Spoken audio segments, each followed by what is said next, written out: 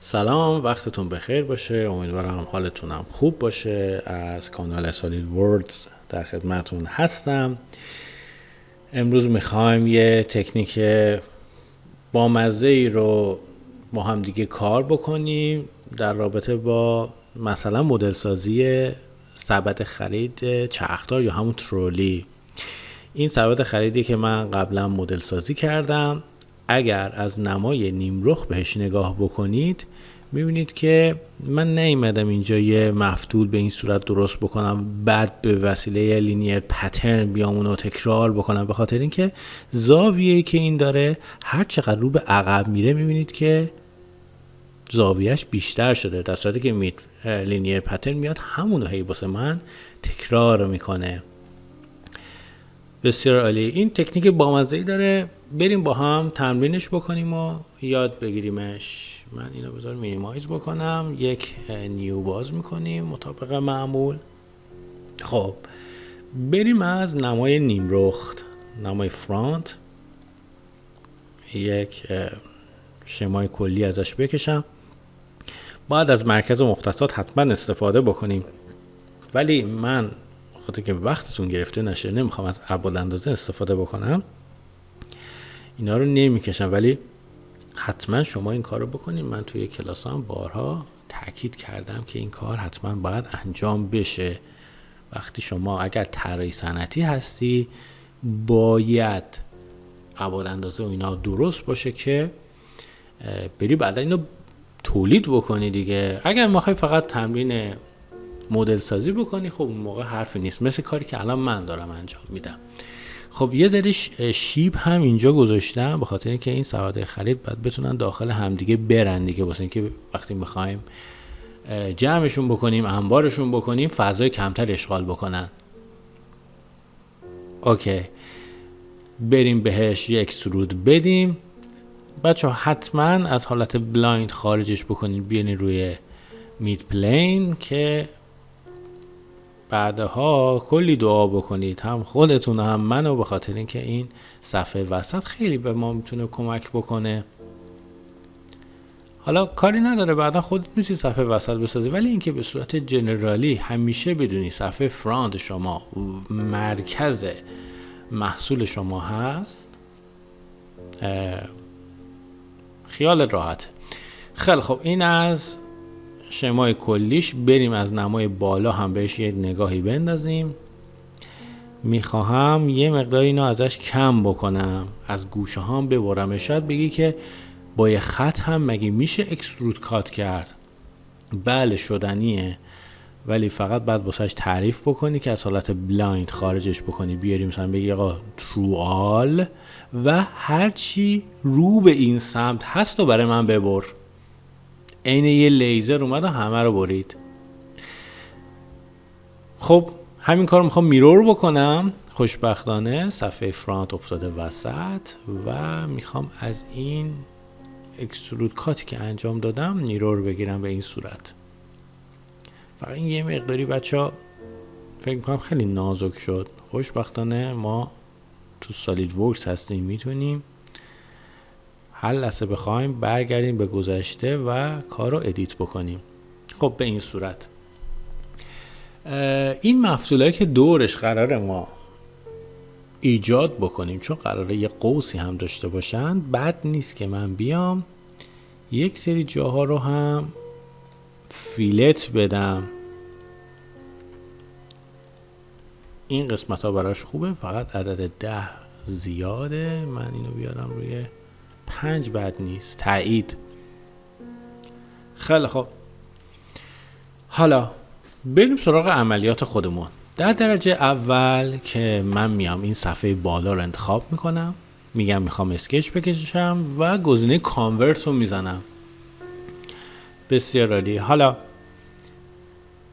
من قراره که یک چیزی اضافه بکنم به این اسکچ، بنابراین میام اینجا یک خط راهنما میکشم، چون قراره بعدن هرچی که کشیدم رو میرور بکنم. بچه بارها ما گفتیم خیلی از محصولاتی که قرینه هستن، مثل اتومبیل، مثل هواپیما، مثل اتو، اینا رو ما نصفشو میکشیم و بعد میایم میرور میکنیم وقتی که کارمون تموم شد. البته بعضی جاها یه تکنیکایی هست که شاید نیاز باشه که شما میرور نکنید، مثل اون سشواری که براتون انجام دادم تو جلسه 7 بود یا 8. حالا لینکش احتمالاً بالا واسهتون بذارم که ببینید مثلا ما چون سشوار هم حالت میرور داره، قرینه داره، نصفش اومدیم اول کشیدیم. خب برگردیم سر کار خودمون. من میام اینجا یه خط به این صورت میکشم، به این شکل ادامهش میدم. حالا میام سراغ فیلت، عدد یکم براش زیاده، 5. یه ایرادی که کارم داشت این بود که من اینجا رو نیومدم تریم کنم. بچه‌ها از حالت پاور تریم دارم استفاده میکنم، اشتباه نگیرین. در واقع یه کلیک رو که می انجام میدم نگه میدارم، به اصطلاح دارم درگ میکنم. ببین یه خط فرضی برای من میکشه، این از هر جا رد بشه اون قسمت رو واسه من میبره. کار خاصی نمی کنم، قبلا کار کردیم. خیلی خوب، حالا دیگه من میتونم اینجاها رو هم فیلت بدم. حالا کارم اینجا تموم شد، میرم سراغ میرورم، اینا رو سلکت میکنم و میخواهم نسبت به این خطچین میرورشون کنم. این از این. بریم سراغ سویپ. تو سویپ میگه اسکچت مشخص شد، مقطعت بگو چیه؟ میگه آقا جون من مقطع ندارم، خودت به صورت سیکولار یا همون دایره وار برای من مقطع درست کن. میگه که سایزش چقدر باشه، 1 میلیمتر خوبه؟ من میگم آقا 1 میلیمتر شاید یکم کم باشه، خب 2 هم خیلی زیاده، 1.5 و پس بسش انتخاب میکنم.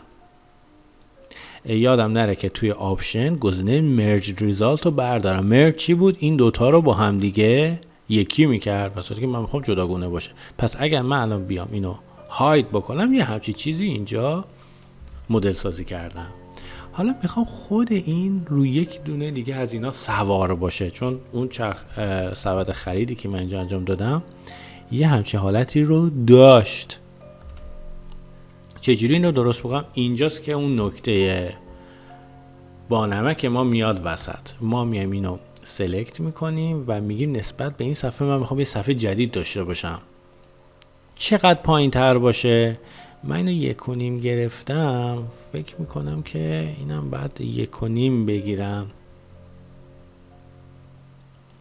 درست میگم؟ چون 75 تا اومده، این بعد 75. بله، اینو تایید میکنیم. خب حالا اینجا چیکار کنم؟ میگم تو این صفحه من میخوام اسکچ بکشم. شاید شما بگی کاری نداره، من میام اینجا رو سلکت میکنم و دوباره کانورت رو میزنم.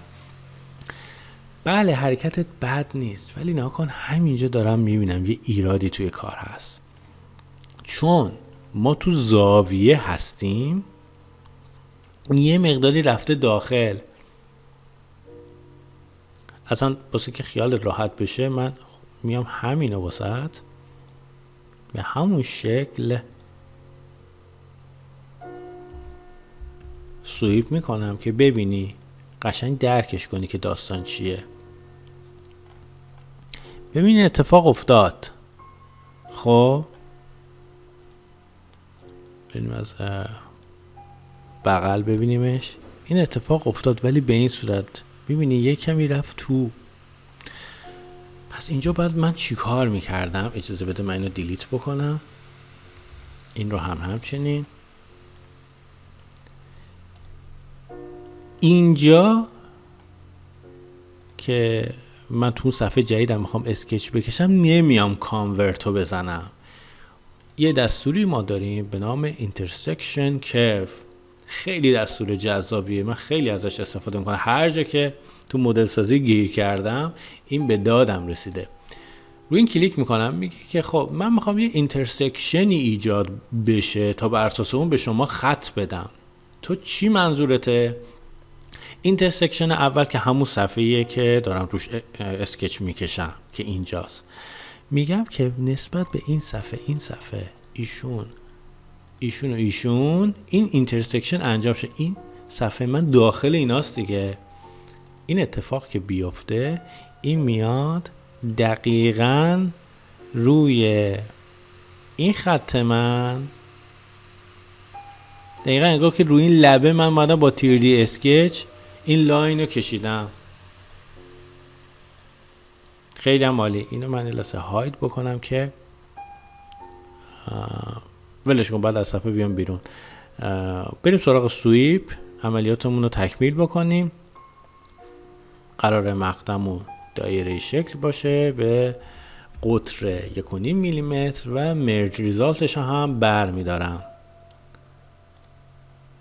و الان اگر نگاه بکنیم خیلی تمیزتر شد، خیلی درستتر شد و اینم دقیقا افتاد رو این. بذار اینو ما هاید بکنیم که ببینیم چی کار کردیم. خیلی عالی، از پس این کار بر اومدیم. اینا رو هم بچه بعدن هاید بکنی که شکلتون رو شلوغ نکنه. دیلیت یه وقت نکنی یا دیلیت کنی دیگه اینا مال جلسه 1 و 2 مونه. دیلیت بکنی اینجا ارور میده، میگه که این عزیز ما روی صفحه ایجاد شده که الان اون صفحه نیست. پس حق بده که ارور بلا. خیلی از بچه‌ها میگن این سایدورک چقدر سختگیره، چقدر داره ارور میده، چقدر اذیت میکنه. نه، خیلی منطقی داره با شما صحبت میکنه. اوکی، من بعدم نمیاد که همین عملیات رو واسه اینکه تمرین بکنیم یه کمی بالاتر از این پایین، یه مقداری باید ببرمش پایین تر، مثلا اینجا. خیلی خوب، همین بچه عملیات رو اینجا تکرار بکنیم. این صفحه رو انتخاب میکنم، گزینه اینترسکشن رو کلیک میکنم و دیگه یاد گرفتیم صفحات مورد نظر رو انتخاب میکنیم. این آخریه رو نمیگیرم چون اینجا باید باز باشه دیگه و میاد دور تا دور اونو برای من ایجاد میکنه و تنها کاری که من باید بکنم اینه که بیام توی سویپ سیکولار پترن رو بزنم و عدد مورد نظرم بدم. چطور این اصلا کپی بگیرم چون از این 1.5 میشه که قرار خیلی استفاده کنم.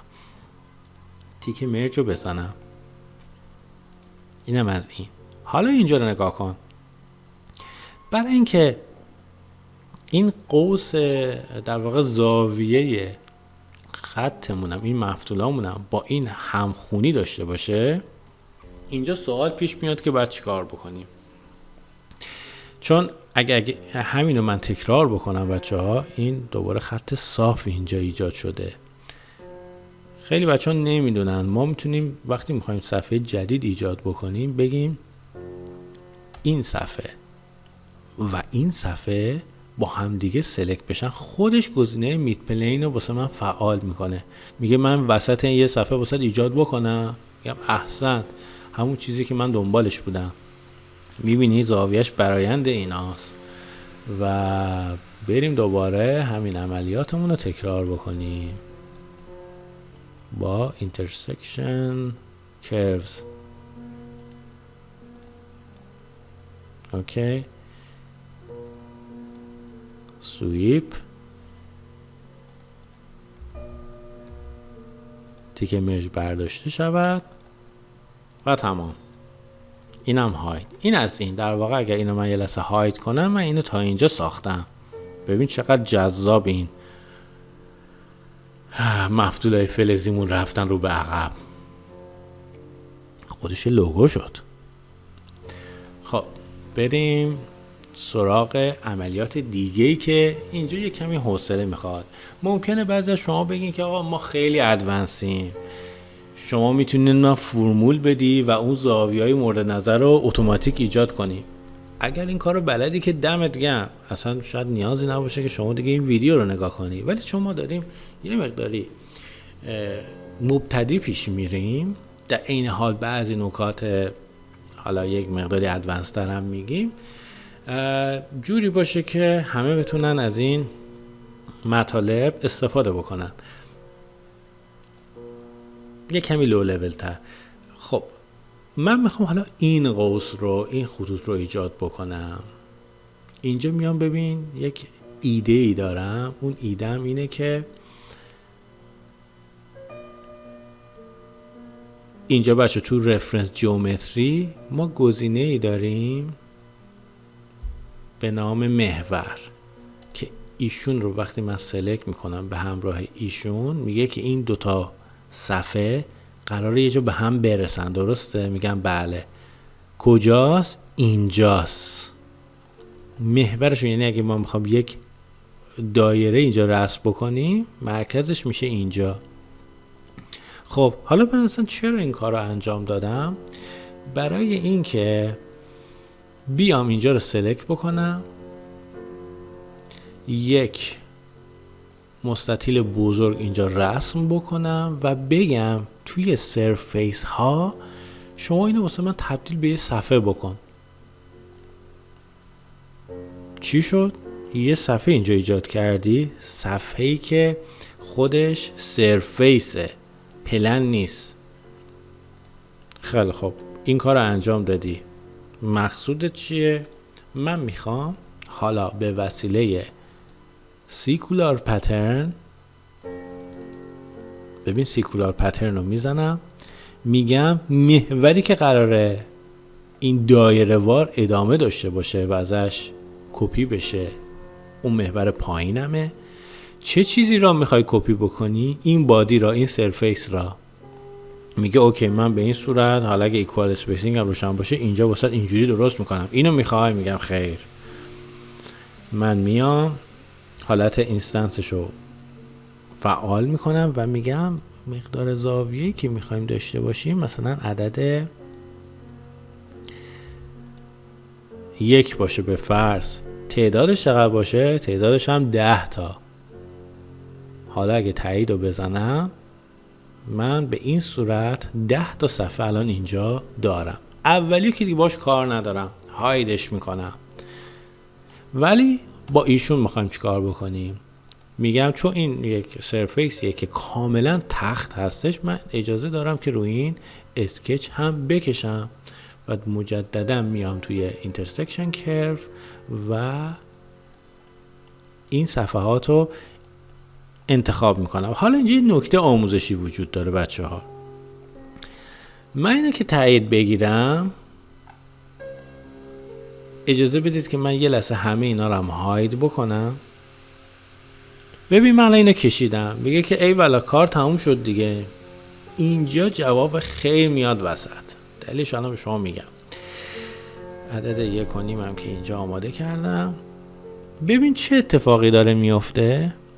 این داخل اینه، حقم داره چون دقیقا این دوتا روی پوسته قرار دارن. ولی مگه ما تو ساخت از این عملیات استفاده میکنیم؟ مفتولا مگه اینجوری از داخل همدیگه میرن؟ بلکه یا این بیرون تره یا اون یکی، یا خودش یک مقداری داخل تره و بعد اینا به همدیگه جوش داده میشن. خیلی خوب. پس من تو مدل سازی یک چیزی رو رعایت نکردم. من باید تو اینو دیلیت بکنم. اونم اینه که من قبل از این که بیام عملیات دومم رو انجام بدم مجددا میام توی سرفیس میگم آقا جون من کم نمیارم، میدونم باید چی کار بکنم. گزینه‌ای داریم به نام آفست سرفیس. میگم من تمام این صفحاتی که دارم رو انتخاب میکنم. اون عدد 1.5 بود، بیرون باشه یا رو به داخل، اینجا انتخاب شماست. من میگم رو به داخل باشه. پس الان من فعلا دیگه به تو کاری نیازی ندارم و اینو اینجا دارم. سایل باکس داره میگه آقا 20 دقیقه گذشت سیو نکردی، سیو کن فایلت میپره. بچه‌ای که گله میکنن میگن ای بابا هر چی زحمت کشیدیم رفت. اگه گزینه بکاپ و ریکاور رو فعال کرده باشی که اون میتونه بهت کمک بکنه فایلت خدای نکرده نپره، که من توی ویدیو آموزش دادم این بالا هم به شما میگم که کدومه، میتونی بهش مراجعه کنی. خیلی خب برگردیم سر کارمون. حالا من اینو کمی آفست کردم دیگه، برم دوباره اون عملیات رو انجام بدم. صفحه اولم کدوم بود؟ ایشون بود.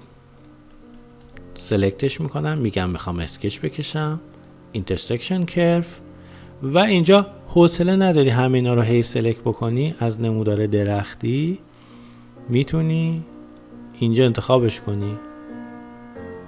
تایید. خیلی ممنون. میام بیرون، اینو هاید میکنم. اگه به ترتیب پیش بری کارت هم خیلی راحت تره. فکر کنم من خودم یک دونه رو میس کردم. نه فاصله هاشون رو خیلی بزرگتر گرفتم. آخه چون اینجا من خواستم خیلی ریلتر کار کنم، تعداد صفحات رو بیشتر گرفته بودم. حالا شاید بگی او چه حوصله داری، چقدر مگه زمان داری. عزیزم میدونم شاید روشی باشه که اینو بتونی سریعتر انجام بدی، ولی کلا این عملیات واسه من 15 دقیقه بیشتر طول نکشید، پس خیلی اذیت هم نشدم. به اضافه که دستم هم تمرینم کردم، در واقع مدل‌های بعدی رو میتونم خیلی سریعتر هم انجام بدم. توصیه‌ای که همیشه من دارم برای بچه‌هایی که تازه سایل بوکس رو شروع کردن. دستم رفت روی تاچ پد. بچه‌هایی که تازه سایل بوکس رو شروع کردن، تا میتونین تمرین کنین، حتی اگر مدلتون آسون باشه. مثلا یه کمد درست بکن، یه تخت خواب درست بکن، یه چیزایی که با همون اکسترود ساده‌ای که داری کار میکنی، اینا باعث میشه که سرعتت بره بالا. خب اینترسکشن کرو بود.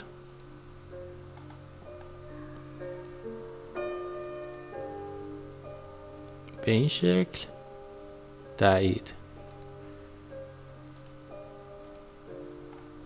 حالا من با اجازهتون برم رو دور تند که شما حوصلت هم سر نره حداقل تو این ویدیو.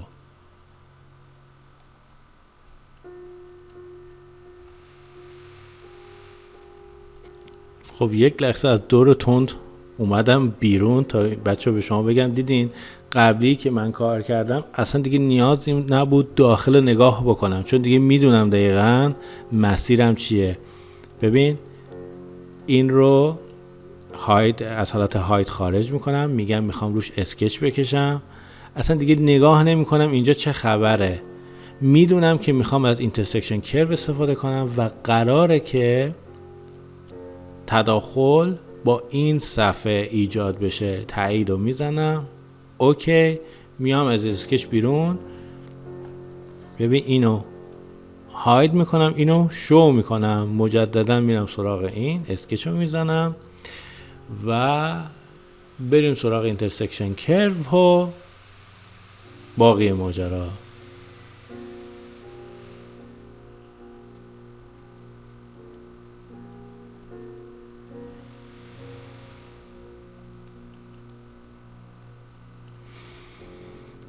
خب اینم از آخریش. این یکی رو هم دیگه فعلا هاید میکنیم. شد این. حالا باید یه سری عملیات سویپ رو همشون تکرار بکنیم. سیکولار پترن عدد 1 کنیم برای هر دونه مفتول هم، ولی با توجه به اینکه مرج ریزالت هم خاموش باشد. بریم سراغ بعدی. حالا شما حتی میتونی ضخامت مفتول تو هم کمتر بکنی. حالا بستگی به دیزاینت داره، مدلی که داری انجام میدی. بعضی وقتا هم که دیزاین خودته، از روی عکسی یا چیزی پیش نمیری، اونجوری میتونی کارو در بیاری. اینم بریم رو دور تند که حوصله سر نره.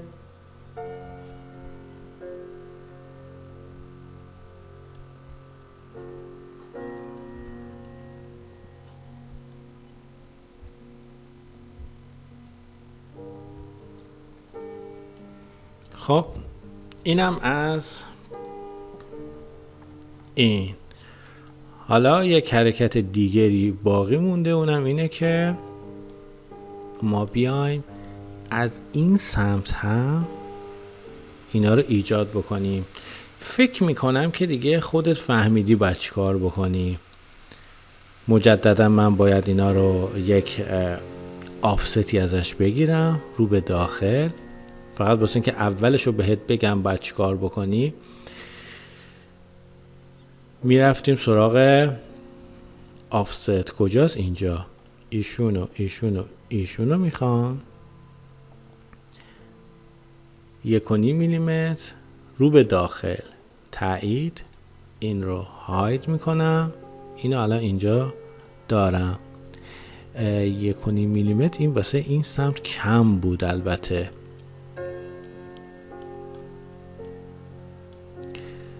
بذار ببینم باید چی کار بکنم که اصلاحش بکنیم.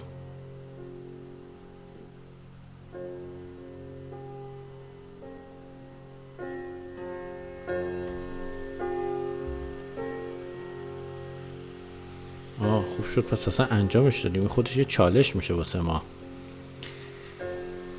قسمت پایین رو بذار دوباره من اینو برگردونم یه نگاه بهش بندازیم. آها، چون فهمیدین داستان چی شد، من حالا متوجه شدم. دلیل اینه که ما قبلا 1.5 میلیمتر به خاطر اینا صفحه قبلی اونو دادیم بالا. حالا یه 1.5 دیگه هم باید بیاد که این باز روی اون قرار بگیره و جوش بخوره، بخاطر اینکه قبلی از داخل این رد نشن. ولی این بچون چیز خاصی نداریم، همون 1.5 کافیه. حالا چجوری اینو حل بکنیم؟ پیش بینی نکردم براش، ولی کاری نداره. عملیاتی که انجام میدیم اینه که من اینو دیلیت بکنم. میگم خیلی خوب، بیاین شروع کنیم. کاری که میکنم اینه که دوباره آفست رو میزنم. میگم شما 1.5 میلیمتر برو عقب، تایید. ولی شما مجددا آفست رو میزنم 1.5 میلیمتر بیشتر، 3 میلیمتر برو عقب. حالا این بزرگه رو هاید میکنم که ببینم چی مونده. اگر بتونم اینا رو به هم دیگه با یه قوس برسونم کارم تموم شده است. که گزینه لافت خیلی شیکه برای این کار. این دوتا رو میخوام به هم برسونم، با این تفاوت که اولش تنجنسی باشه، مماس باشه، دومی هم همچنین. چاره ای نداره که همچین قوسی بگیره، مگر اینکه شما بگی خب اینو یه مقداری میبردی بالا که اون قوسش بهترم باشه. حرفت منطقیه، کاملا منطقیه. حالا اینکه عدد چقدر بره بالا میتونیم کمک بگیریم. بیایم از نمای نیمرخت چقدر من امروز بعد مدت ها برگشتم، توپق زیاد میزنم.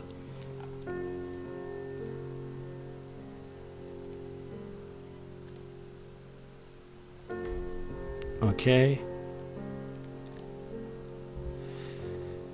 یه خط راهنما هم از مرکز این بچه ها اگه بتونم پیدا کنم. بله، فاصله شما تا شما قرار شد که 1.5 باشه. حالا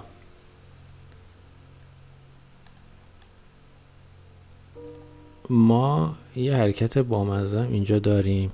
میریم سراغ این گزینه تنجنت آرک.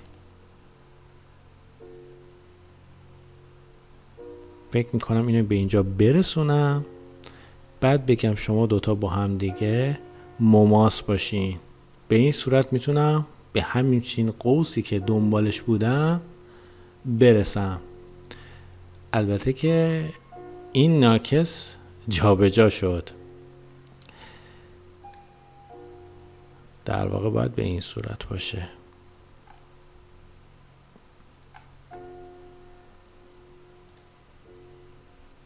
حالا این لاینی که کشیدی رو میخوای چیکار بکنی؟ این لاینی که کشیدم هم الان بهتون میگم. این رو که میخوام حالت for intersection باشه، ببخشید construction باشه، و بعد میام به وسیله extrude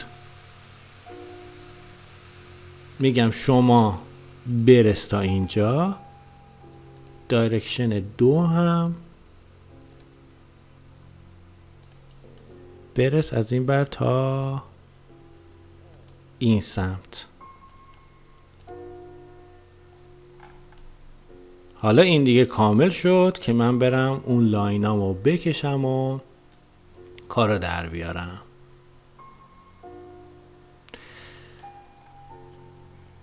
امیدوارم که این ویدیو مورد توجهتون قرار گرفته باشه. محصول نهایی به این شکل در میاد. میتونه تمرین خوبی باشه باستون. میتونین همین چرخ دستی یا ترالی رو مدل سازی بکنید یا بریم سراغ محصولات دیگه. برای مثال یه سبدهایی هستن که سیب زمینی رو داخلش میذاریم و وارد روغن داغ میشه. نمیدونم حالا دقیق اسمش چیه، ولی میتونید اون رو هم مدل سازی بکنید اگر علاقه دارید، یا بگردید محصولات مشابه رو پیدا بکنید برای اینکه اگه دیگه نخواین این بدنه و چرخ و دستگیره و جور چیزاش رو مدل سازی بکنید.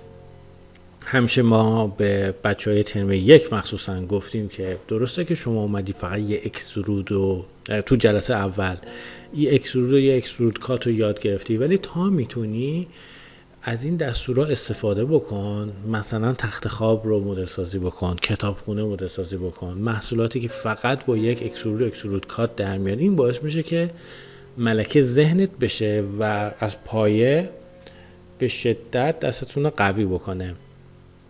خسته نباشید، وقتتون بخیر باشه. من تمام سعیم میکنم که ویدیوهای آموزشی بیشتری واسهتون بسازم و اینجا آپلود بکنم و بتونیم در کنار همدیگه این نرم افزار رو یاد بگیریم.